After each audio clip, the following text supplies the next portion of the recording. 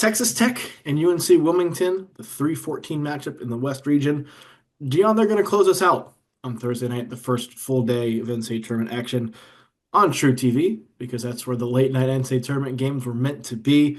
Typically, you get some bangers on True TV, particularly late at night. We'll see if this one follows suit.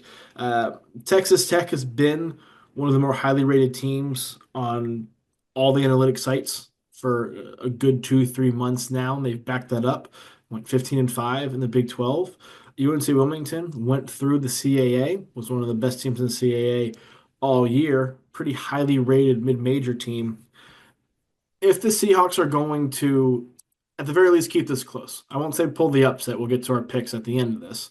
But if they're going to keep things close, what are some things they can exploit with Texas Tech, or what are some things they do well that could give them a chance?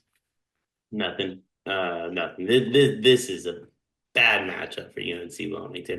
I kind of circled UNC Wilmington as like one of the lower seeds that can make a run. I just think unfortunately Texas Tech is really like a really low ranked in my opinion as a 3 seed. I think they should be a 2. I mean they're seventh on KenPom.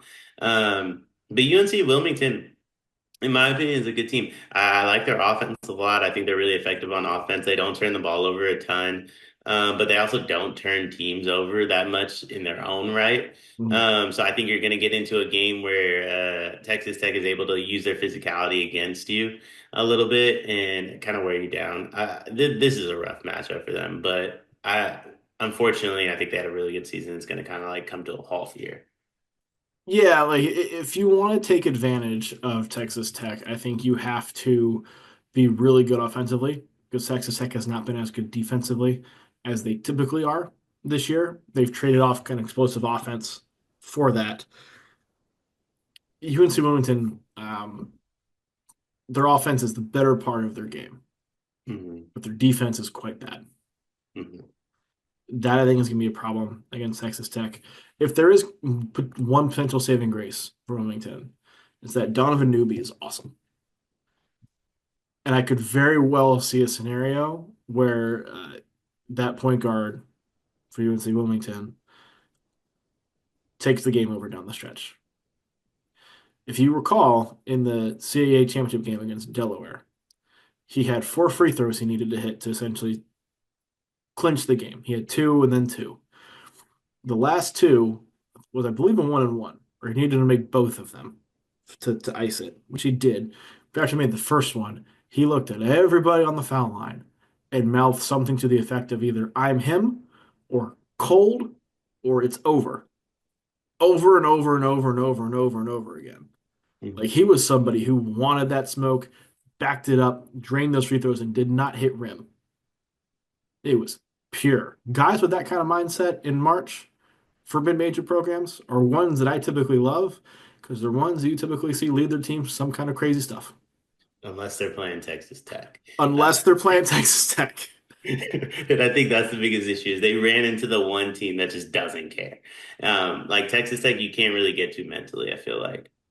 Yeah, if you are, if you're Wilmington, you're hoping that, I mean, you're not hoping, but Chance McMillian and Darren Williams being out for Texas Tech would have certainly helped your case. It seems like both of those guys are back and going to play in that game. And when Texas Tech is at full strength, they're a different beast.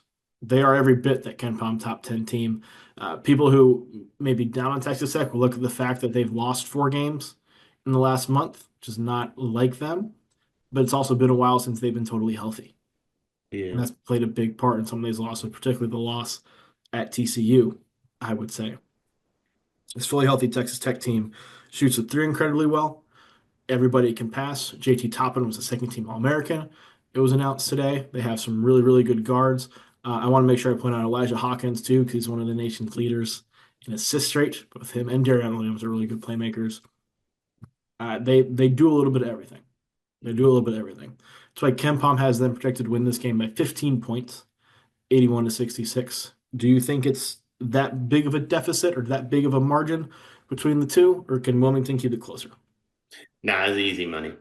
Easy money. I like Tech by 20 plus in this game.